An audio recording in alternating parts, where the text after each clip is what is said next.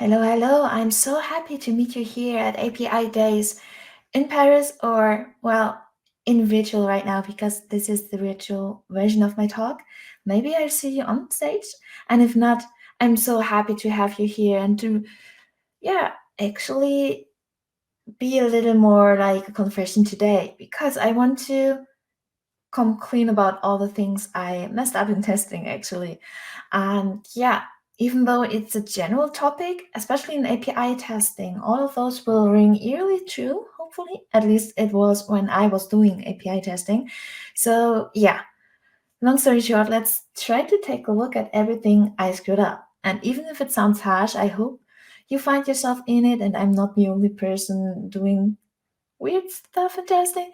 And if you didn't happen to have those situations, maybe you can learn to not get into those. But, well, before that, real quick,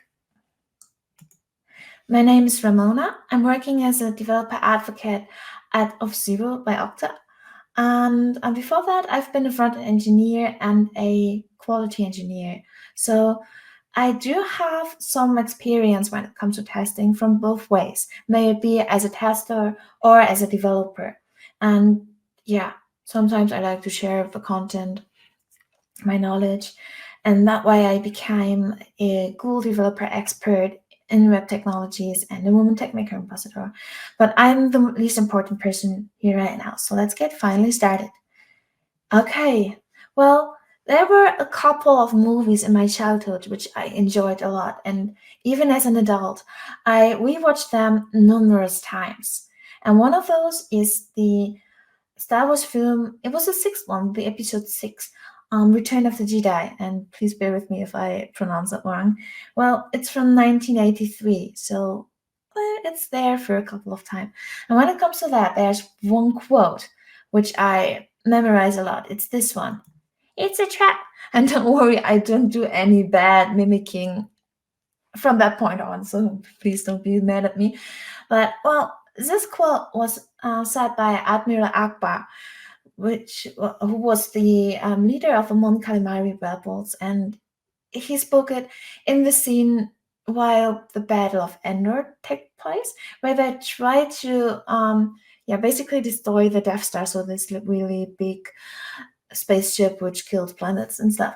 So Admiral Akbar encounters an unexpected ambush doing that, which leads him to exclaim, "It's a trap." Well, you might wonder now, what does that have to do with testing? Well, in my opinion, it's a wonderful allegory when it comes to testing. Because, yes, testing has lots of advantages and perks, but they can be outshadowed like really quickly, actually, caused by various reasons. And many of those could be considered traps. So, any situation would feel like an ambush, actually. Things you did in your best intent, but turning out painful in the long run. So basically, everything where you say, like, past me, I hate you for that. And I guess we've all been there, right? At least I was. Hopefully, I'm not the only one here. So, well, there are three things which happened a lot to me, or basically where I blame my past me for doing silly stuff. Well, the first trap could be really slow tasks. So, like, I need to be honest, I am an impatient person. And especially when it comes to merging my stuff. Yeah, the time pressure kicks in and I want it to be merged and I cannot wait for tests to be completed, right? Especially if they block my change to be merged in the first run. Second, and more important, I guess every one of you guys had like this little thought that you understand your code or your test even. You don't understand it anymore if you look at it like, yeah, today and it's like really old. It's not comprehensible if you look at it like months later. So second trap are tests which are painful to maintain. May it be an old test, an outdated test, complicated tests. But still, this is not beyond bust. There's even one more, even more creepier trap you can fall into. At least this was the one which I had most nightmares on. It's tests to give you no value, no clear result at all. You can call them flaky tests because they fail to deliver the same correct value or result in between builds. Sometimes they pass for a couple of times, then they fail. You take a look at them, they pass again, they pass again, they pass on your local machines like all the time, but when it comes to your pipelines, your continuous integration, they will fail again. So they are exactly like the famous Hazen bug, which only occurs if you look away, if you don't debug or like trying to figure out what happens there. And this is nightmare for you. But please don't be worried because it doesn't have to be that way. And I want to share the ways like to avoid certain traps, to avoid slowness, to avoid low maintainability and flakiness. And of course, I'm not the perfect person. I was able to like decrease those worries by a good measure, I think. Okay, the first one. Of course, everyone loved this.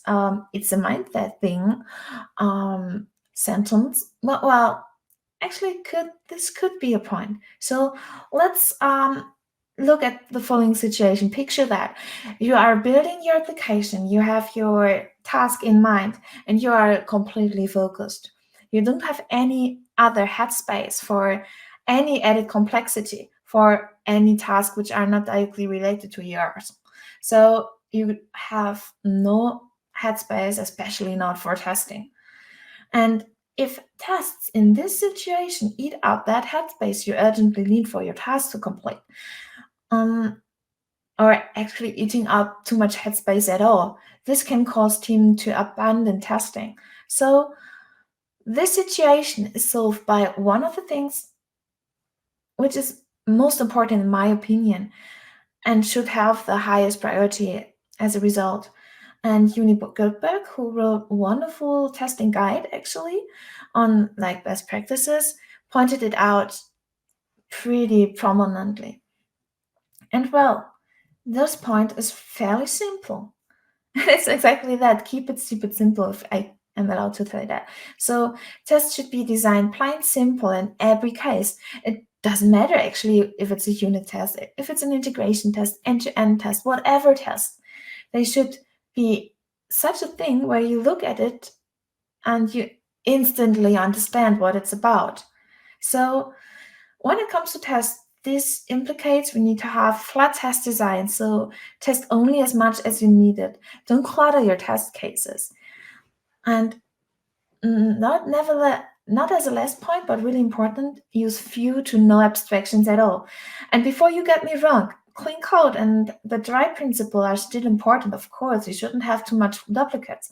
However, this dry principle, duplicates or avoiding duplicates might not be ideal for testing, right? So if you have few duplicates, but a test you cannot understand at all because you need to click through all of those abstractions, all of those classes and helpers, you are more a hindrance to yourself than an actual benefit.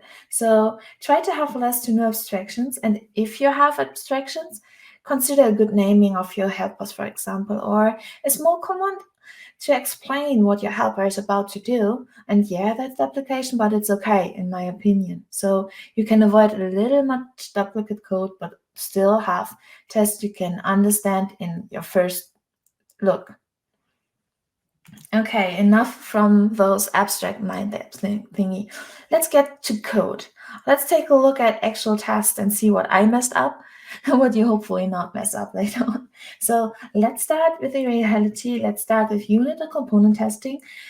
Here I will use jest and view test utils for my code snippets, but please be aware that you are not like required to do so. You can use other frameworks as well.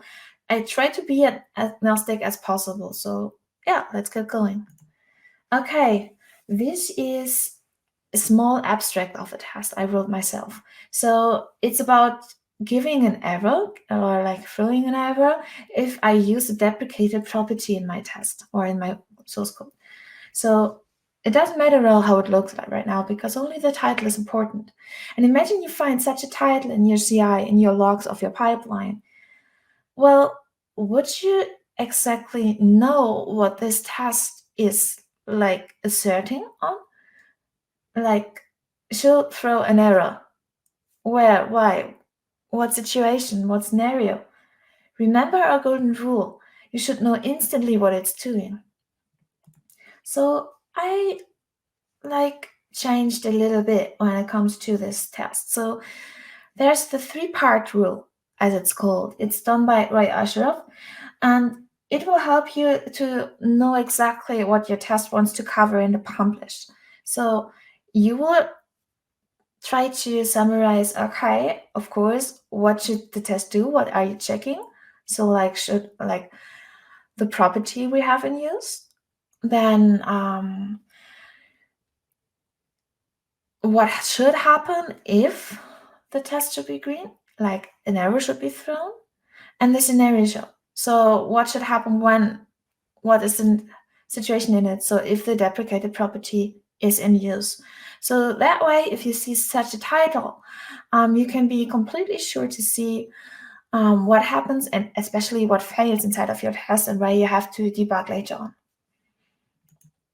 Okay, so Longcat, test name is long, and Longcat loves long test names. But not only when it comes to test names could be a good best practice to follow, because let's take a look at the next test. Look at this one. Can you see and get it in first sight? Well, for myself, I know that it's testing the usage of a context menu component. So you have a little button often marked with an ellipsis, you click on it, then the menu is opened and you have some menu items to choose from. And you cannot directly understand it if you take a look at this test. And that's completely normal as the test structure is a complete mess. So declarations, assertions, and actions are written where needed and not with any clear structure at all. So if you got it at first sight, props to you, but it's completely fine and normal if you didn't. So, well, how can we change this test to make it easier for the viewer to take a look at it? Okay, so there's the AAA pattern, which is called arrange, act, assert. So let's take a look at this one.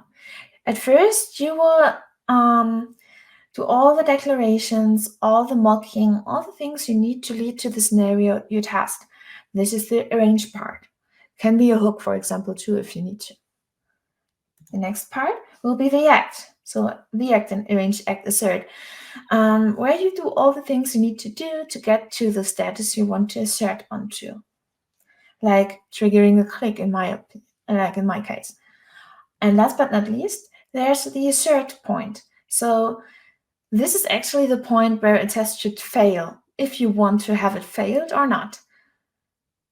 And this is where it's way much easier to understand your test at first sight, right? But wait, especially as I used a component testing example, so the small unit being a component, a context menu, there's something I missed. Well, sometimes we need to assert before proceeding with a test. For example, in a context menu, we need to assert that the context menu itself is opened after the click, right? Could happen that it's not rendered, and then our test will fail even before the assertion. So if we make sure to assert before proceeding to the status we actually want to assert, we are not doing arrange, act, assert, right? So if we're testing the DOM as we're doing here, we need to check before and after states. So what do we do now? Well, let's break up the AAA pattern from the following perspective. Okay, first, I want to arrange my test. This is what I'm given. Second one, here we see the action of the test. So if I want to act in my test, it's when something happens. Last but not least, here we find the things we want to assert on. So if we want to assert the result, something happens, then this is what I expect as the outcome. And well, you see that I have some small keyword shown here. So it hints to another pattern, which is derived from behavior-driven development, so BDD, by Daniel Taylor North and Chris Matz, and it's called given run then pattern. So you don't need to use gherkin. So please don't be worried about that. But it's still wonderful and a similar way to AAA, but not quite, because if you take a look, oh, that was a little too fast, sorry. If you take a look at that one, you will see that the given part, so the actual arranged part, is pretty similar. So you set the variables, you do mocking, whatever you need to prepare your test scenario. The when part is the actions, where you do all the prerequisites, all the actions you need to do, but you are allowed to use assertions if needed.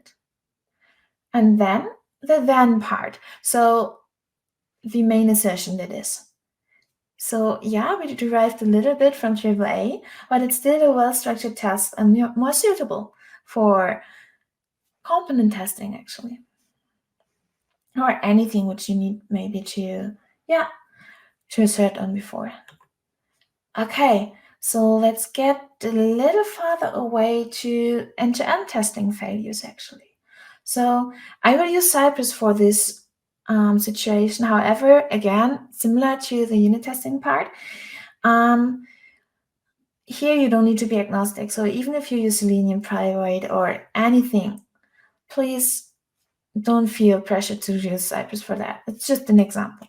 Okay, so when it comes to end-to-end testing, there's even more possibility to have ambush app swaps.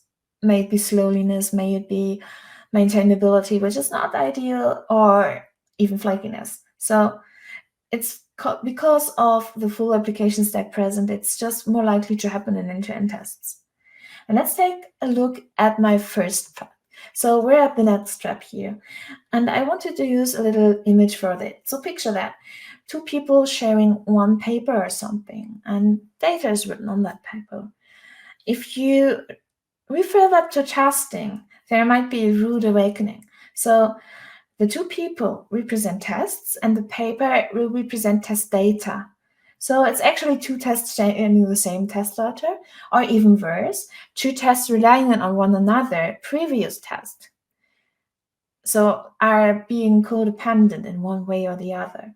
And this can be so problematic, as it can lead to flakiness in tests, because if the previous test fails, or the shared test data gets corrupted, or any side effect will occur, the actual test cannot run successfully, because their prerequisites are not being met, right? You really need to take care that your tests are able to be executed in a random order, and try to avoid that two tests were mutilating the same seed data. So how can we do that? Let's take a small look at a end-to-end test where I showcased it a little bit. It's about a customer login in a storefront of an online shop. So at first, we will set back the application and the task to clean installation, to factory settings in best case. So there's nothing left from other tests before we try to execute this one. And afterwards, because of course, if you want to log in a customer, you need a customer account. So we will create test data specifically for the test itself. So creating a customer, for example, by using the APIs, if our application is API first. And yeah, this gives us isolation, because we execute that before we really start the test case. And this is especially important in UAE testing, as they are not isolated by design, as a unit test, for example, is. So try to mimic this isolation. And of course, if you can use database transactions, that's even better. But often some applications will do some commits, and then you need to have some hard reset, so to say. Another trap where we have BBA, so this little robot friend, as a guest. And he found a name which might be familiar to us, but not to BBA, right? So there's the word FUBAR written. And of course, we as developer, we know that FUBAR is a placeholder people like to use a lot. But if you see that in a test, do you directly know what it stands for? Well, again, this way your test might be more difficult to understand at first sight. So in this test, which is basically creating, reading, and updating a product, you can find true placeholders with realistic names connected to a real product. So it's not Fubar, it's a t-shirt Akbar, for example, for a t-shirt, or a space company for a manufacturer.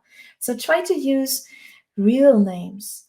And if you're not creative to come up with like, I don't know, 1,000 real names, you could consider using Faker as a like tool to generate names or data, or import it if your production state is okay to be imported in a staging environment. Not sure when it comes to GDPR, but well, that might be an idea. And new job, the same task. So again, it should create and read a product. But did you notice these selectors inside of it? So these are CSS selectors. And you might ask now, why are they problematic? They are unique. Yeah, there's one detail you need to take into account, because those selectors are connected CSS classes, so they are prone to change. And for example, if you're a factory application and change classes, the test might even fail even if you don't introduce a bug. So we'll cause false negatives, which means, yeah, actually like that. And there you can do many things to not test implementation details, which you do if you are using CSS selectors. But the most easiest one is basically low-hanging fruit. Look at your selectors you use inside of your test. So instead of using CSS classes, you should think about using something that user would call attention to. Or even better, choose selectors less prone to change, for example, data attributes. Okay, last but not least, this is a trap or a topic I cannot stress enough, especially when it comes to API testing, but also when it comes to all kinds of testing. And I guess some colleagues of me will sit in the audience, they will roll their eyes because I'm really annoyed when it comes to that one, but I will never ever approve a merge request if you are using fixed waiting times, as I mentioned here. So even worse, in this example here, it's in a command, which is basically clicking a custom select, which is used a couple of times. And in best case, such a fixed waiting time will wait too much time, slowing down your test. And in the worst case, we will wait too less time. For example, if your worker where your test is executed upon has a less strong hardware, actually causing fakiness because it's not ready to proceed, right? So fortunately, there's plenty of things you can do to avoid fixed waiting times. This could be this one, so all centered around waiting dynamically. So again, the same as with the selectors, try to use some like wait for changes in the UI of your application, like stuff a user would react on or see too, for like a loading spinner to disappear, for an animation to stop, or an element to be rendered. Or even better, wait for API requests and their responses. So Cypress and Playwright do provide wonderful features for that. And I like that, even if it mixes up end-to-end testing and API testing, because it gives back control, it gives back stability, and we don't need to be dogmatic here. So this way, your test will stay stable and reliable while managing time efficiently. So yeah, coming back to Admiral Akbar here, the Battle of Endor turned out to be a success. With teamwork and a couple countermeasures, we refer that to testing.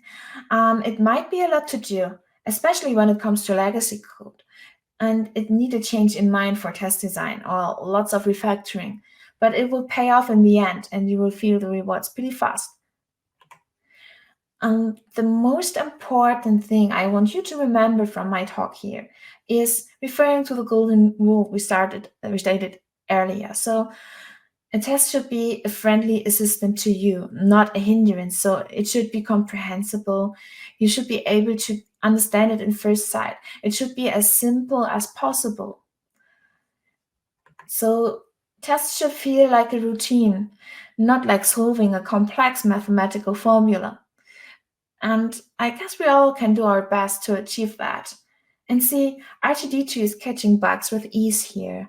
And I want you to feel exactly like him, so that dealing with tests feels serene and like fun. And sure, I guess I stepped into many other testing traps in my life, and there will be lots of things to come to me in the future, I think. But we have a limited time frame, no matter if it's virtually here or at the API Days Paris. Maybe let's talk about those in the chat, via social media, at the venue, wherever you find me. I'd be so happy to meet you. And maybe you have some other pitfalls I didn't mention yet. Well, beside that, what else can I say then? Thank you. Thank you for your time. Thank you for listening to me. If you got questions, as said, you will find me on the established platform like Blue Sky, LinkedIn, Twitter, or X, or however you want to call it, or Mastodon. So if you got questions, please feel to reach out. And well, until then, see you then. And thank you for listening.